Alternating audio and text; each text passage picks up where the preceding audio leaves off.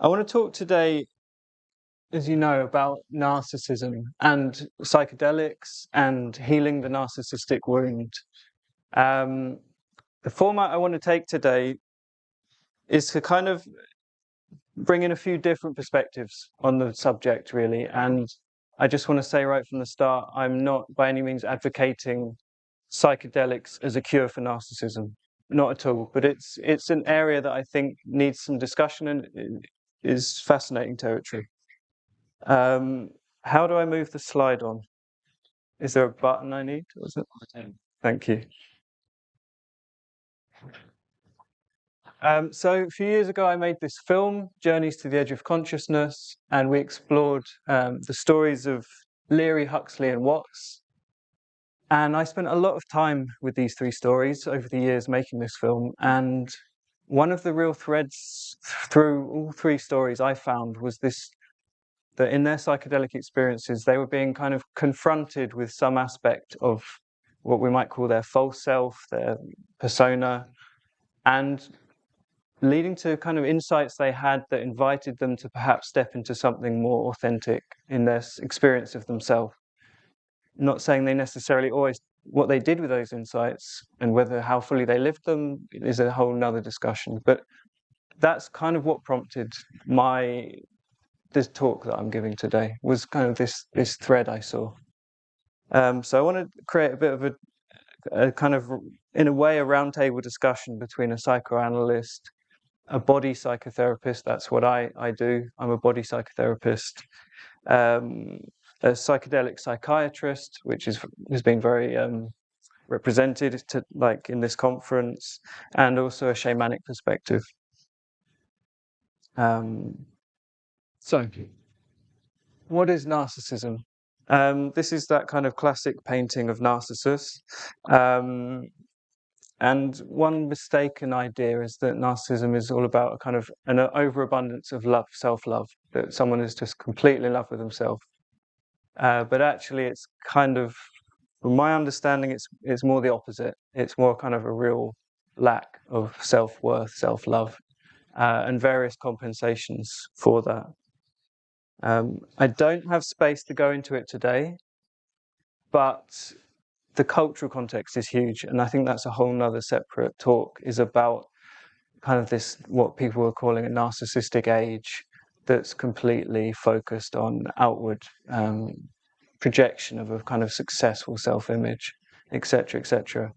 And that we're going to talk much more on the individual experience, but I want to say how the two in reality are so interdependent and influenced by the other. So I'm going to start with the psychoanalyst. This is been quite influenced by this guy, Stephen Johnson. He wrote this book, Humanizing the Narcissistic Style. And perhaps slightly unexpectedly for a psychoanalyst, his words are compassion, humanity, and love. Those are kind of the biggest take home for what he's talking about.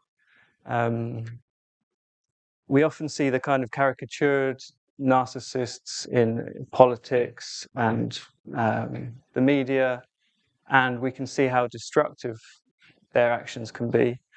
But actually, this idea of humanizing the narcissistic style is to kind of take a bigger perspective on it and say that actually this is something that is kind of throughout our culture.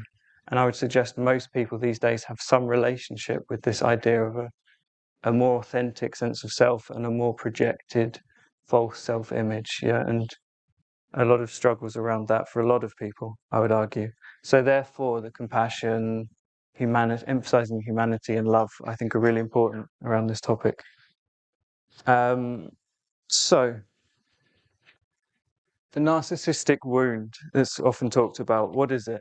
So the narcissistic wound is it's essentially a crisis in the individuation process. It's something this model is kind of the archetypal story of the narcissist. Like, in reality, we're very rarely going to encounter pure narcissism. In reality, it's going to be a mix of developmental issues presenting, and narcissism may be one for the purposes of today, we're going to look at the kind of archetypal story of narcissism, which is that essentially at a very young age, the person is not accepted for their true feelings, their true needs. They're actually punished or rejected for them. And so the message someone receives very young who's struggling with narcissistic tendencies is essentially who you are disappoints me, threatens me, angers me, overstimulates me. It kind of doesn't matter what it is. There's something about you as you being you that is not acceptable to me. Yeah. And so the message instead is be who I need you to be, and then I'll love you, then I will accept you. So essentially, the child learns to develop the false self in order to meet the needs of the adult caregiver. They're saying, I need you to be this for me. And in return, the child receives a very sort of conditional form of love. So therefore, Johnson calls the person struggling with narcissistic tendencies the used child. Later, as an adult, they've internalized that rejection, and the adult struggling with narcissistic tendencies is now rejecting themselves, is rejecting their own true feelings and needs. Yeah, and they're continuing to perpetuate this. I must be X, I must be Y in order to have value as a person. So it's a compensation for this original injury. This is a kind of schema of what Johnson calls the three expressions of narcissism. The false self is something we'll all be very familiar with. But I'm going to talk a bit more about all three of these. Okay, so at the top here we have this vertical split. Johnson talks about a vertical split between the false self and the symptomatic self. And then underneath we have the horizontal split and the real self. So, false self. And here's a kind of, a recognizable caricature of the false self. But which is fun and, makes the point. But one point I want to make today is it's not just the outrageous caricatures that this applies to, So what's the false self? False self is reliance on achievement, perfectionism, grandiosity, pride, entitlement, self-involvement, and the manipulation and objectification of others. Those are the headlines for the false self. Number two is the symptomatic self, because the false self is unsustainable. It's not nourishing, and any positive feedback received for this false presentation of self essentially fundamentally doesn't nourish, because it's not feedback on who you really are. It's who you're performing, trying to be. So when the kind of energy is spent, it's often someone will swing into the other side, which is the symptomatic self, which is hypochondria, a lot of psychosomatic illnesses, sense of worthlessness, depression, inertia, inability to work. And there can even be a grandiosity to the symptomatic self. I'm the worst person in the world. I've got the most problems with my body anyone's ever had, or whatever. And typically, this is when someone struggling a lot with these issues is going to be seeking treatment. They're going to be seeking therapy. When the grandiose self is working and everything seems to be running along, they're not so likely. It's more likely when they're in a more collapsed place that they're going to seek out help and seek out therapy. Underneath the horizontal split, we have the real self. So the real self, as is kind of thought of here, it's not this kind of fully formed, magical real self, just waiting to spring out once it's spring into action. What Johnson says is that actually the real self, stopped at a very early age, a very early developmental stage. The self was cut off, and actually it's not fully formed yet. The seed is there, but it's not fully formed. So in Johnson's schema with the real self, we have feelings of emptiness, void, panic, fragmentation of the self, archaic, intense demands, basically from a toddler, the toddler that never was able to continue growing. Yeah, so, and a lot of rage and hurt at the kind of original rejection that they experienced, and that's all been buried essentially underneath, and that both the false self and the symptomatic self are kind of have been covering up basically and helping them avoid. So, therapeutic process. What Johnson says is essentially it's a decision to grow up. It's a decision to accept the limitations of oneself, the limitations of other people, and the limitations of life itself. And I think it's the decision is a key there. So the two stages that need to be kind of worked through, and this isn't a wham bam, just do that, just do that. We're kind of potentially talking about years of very hard, careful work. Is a person struggling with narcissistic tendencies needs to face up to the reality of their original wounding. They need to face the fact that they were really fundamentally not accepted, not welcomed for who they really were and how they expressed their real feelings. And so there's a kind of grieving process involved for realizing all that wasted time and energy spent creating the false self and maintaining it. And that's step one. Step two is the kind of hard work of discovering, nurturing, and reasserting a real self that feels fragile, tentative, and vulnerable.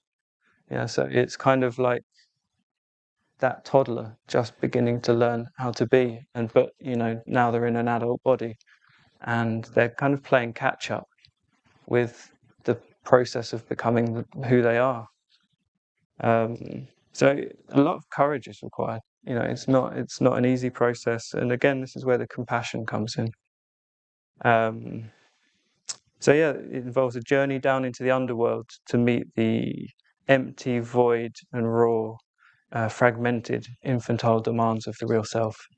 So it's not a kind of idealized, rainbow-colored picture.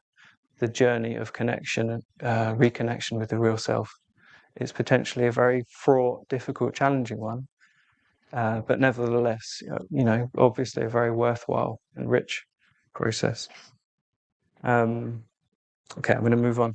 So, the Body Psychotherapist, and here I'm myself a body psychotherapist. We're drawing on 100 years of theory and practice by a lot of people. Yeah, when we're talking about body psychotherapy.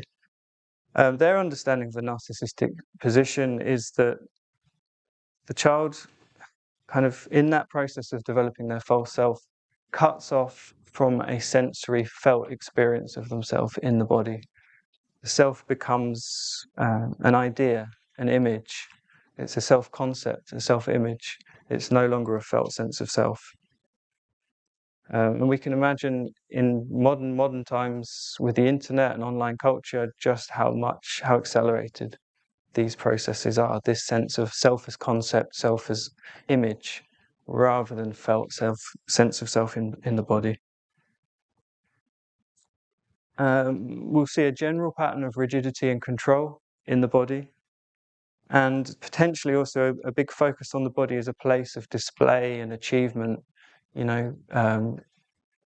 Yoga, gym culture. I'm not talking about all yoga or all gym culture, but we can all see the kind of Instagram caricatures, where the body is used as a real place of display and achievement, against what the body actually wants and needs. This is a diagram, and again, this is the archetypal image. It's not kind of like this is how you spot someone, but it's like the movement of energy in the body is upwards and outwards, and kind of an inflated upper body, and a lot in the head, and a lot about outwards. What are other people thinking? the legs and feet, which aren't even included in the image, are kind of wobbly and tentative. They're literally standing on the legs of a toddler. Pelvis is restricted. Sexuality is often quite blocked. The diaphragm, this thick line there, there's a real split between above and below diaphragm, conscious and unconscious connection to the body. And the heart is closed. That's a big part of this survival system. This survival strategy system is kind of the heart closes. So in a body psychotherapy process, our body psychotherapist is going to be talking about moving away from this abstraction and back into a felt sense of self in the body, of a process of feeling the emotions, of grounding oneself in the body and on the earth, on the ground, dropping into reality and out of kind of these sort of fantasies, these compensatory flights away from the painful reality that they've been escaping, essentially. And it's not all bad and hard work. That's softening, opening to joy, to pleasure in the body, and ultimately to love and connection. Yeah, I'm reminded of yesterday's Q&A with Leonard. It was compassion, empathy, heart. And Maria's talk yesterday as well. Love.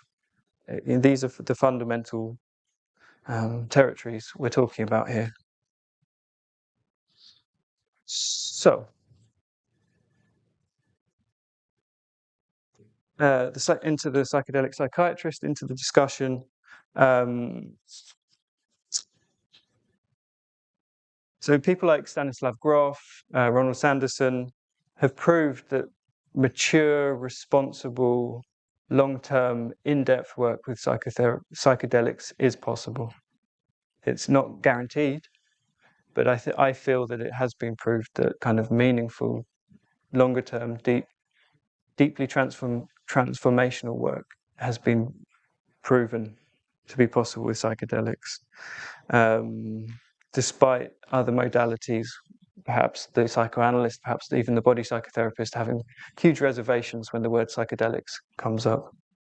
But we know that in the right set and setting, that psychedelics can tap into the innate healing capacities of the psyche and of the organism as a whole.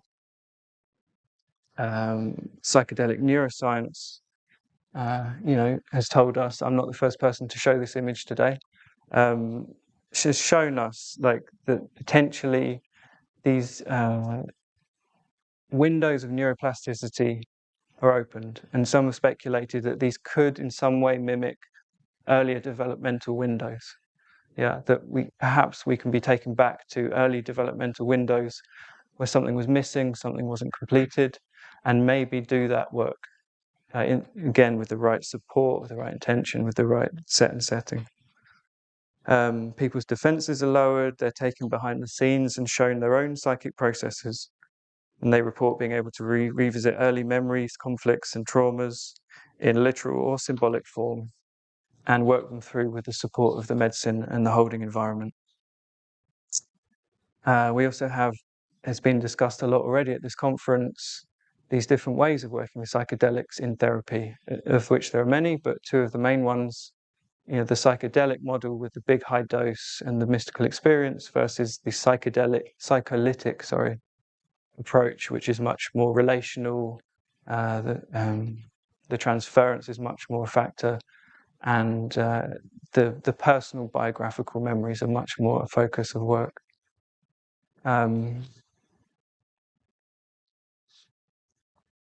I think in terms of which is most suited to people struggling particularly with these issues, I think it's a really interesting question, and I don't have the absolute solution right now as to which one that could be. Okay, I'm going to move on. So shamanism. So it's a extremely broad. The word shamanism is an extremely broad thing. I think everybody would bring their own different baggage or images or ideas to that. One thing I'd like to say is that, to me, it's part of everybody's ancestry. It's not necessarily just something exotic and other. It's actually a part of all of our ancestry, but often Thank you. Something we've been completely alienated from and perhaps need to reconnect with. Every human culture had a medicine woman or man that people could go to. So a shaman is skilled in traversing deep archetypal spaces using intuitive faculties and a huge body of experiential knowledge. There's generally a focus on resources rather than deficiencies. And if we're talking about a real self that never kind of got off the ground, that never really started this maturation, individuation process, the shaman is normally someone who's very skilled in rites of passage, helping people to mature, to grow up, to go through stages of maturation. And these emphasize connecting someone with a sense of agency, personal choice, and responsibility. And they also typically require a lot of commitment and hard work. They also create a robust container for the work using ritual, symbolism, connection, community, singing, drumming, and kind of technologies that tap into resources that the rational mind does not normally have access to. There's also an aspect of re-enchantment. Plants, places, and animals have their own animistic presence. And nature and the natural world become an ally, a teacher, and an elder for us to reconnect to and learn from. It's also a relational process between the seeker and the medicine itself, not a patient taking a pill. New attachments can be formed and transferences from old stories worked through with plant spirits, animal guides, and the forces of nature, as well as with current people or therapists and so on in a therapy relationship. And it's the inclusion of the sacred, which can be can be very deeply healing on a kind of existential level, which I think feeds into this wider narcissistic culture, existential kind of meaning crisis, some people have termed, that the modern world is facing. So, potential pitfalls. There are tons. There are tons and tons and tons. Shortcuts and quick fixes are part of the problem. This territory of narcissism, shortcuts, quick fixes, magic bullets are exactly what got the person in the mess in the first place. So they're not going to get them out of it. So a lot of talk of this ritual or this clinical trial. It was like 10 years of therapy in one night. We need to be quite skeptical of this sort of talk when we're particularly grappling with narcissistic issues. So any tendency towards inflation, grandiosity, or omnipotence is going to be exaggerated when we throw psychedelics in the mix, and that applies to both practitioner and the client. It's just fuel for any narcissistic fire. Spiritual bypassing is going to be a big issue that needs to be avoided. And there's a lot of hard, uncomfortable inner work that needs to be done.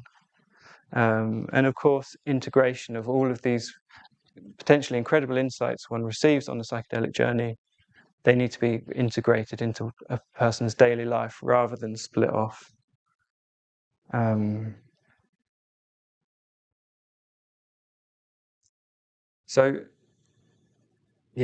One of the biggest barriers, Johnson says, as talking as a regular psychoanalyst, is one of the biggest pitfalls in the treatment of someone with narcissistic tendencies is going to be your own narcissistic tendencies as practitioner. That's going to be the biggest stumbling block. So, for instance, your own need for your client to mirror back to you that you're the greatest therapist ever, your need to use them, or your need for them to perform in any way to be a good client in order for you to be a good therapist. All of this kind of stuff is going to get in the way, which is why as therapists and practitioners we need to be aware of this stuff. We need to have taken a look at and done some work on our own narcissistic woundings and tendencies. So the real work happens deep down at this below the horizontal split, this territory of the real self.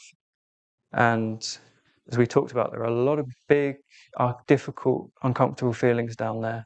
that have been largely covered over.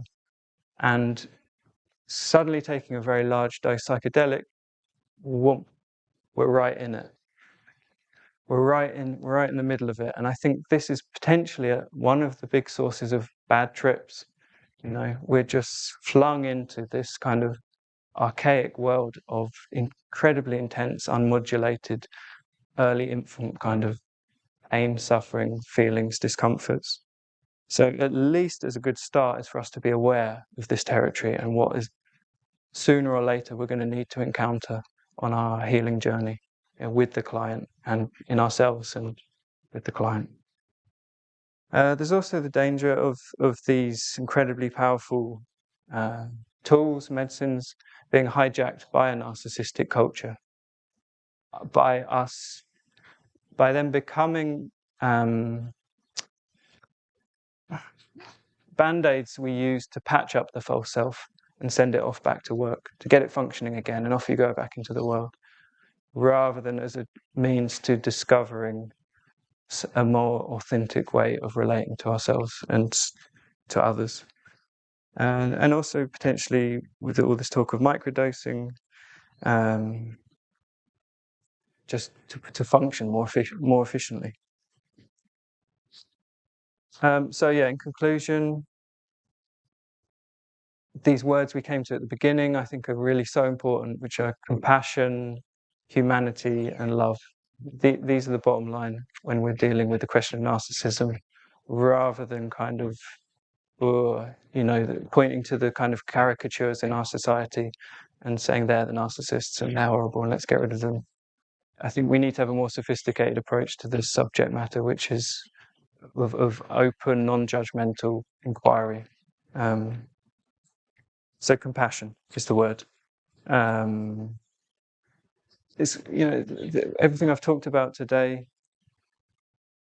it's not all fun and rainbows, but it's not a bad picture. I think ultimately it's good news, and it's what it's doing. Why I've wanted to bring these perspectives, I think, into the psychedelic space here today at this conference is, I think it's really important. As I said, it's not that here's a cure for narcissism, but I think it's like narcissistic tendencies will always be in any space, and I think all the more so in a psychedelic space. And I think it's like we need to. It's a roadmap for the work we all need to do individually and collectively. Yeah, as far as I'm concerned, and considering the level of challenge we're currently facing in the world, I think it's more crucial than ever that we don't discount any possibilities for healing. So no firm conclusions on my part as to the suitability of psychedelics and narcissism, but hopefully today I've opened up that discussion a bit more and brought, if we can just bring a bit more awareness to it and a bit more thinking. That's it. Thank you very much.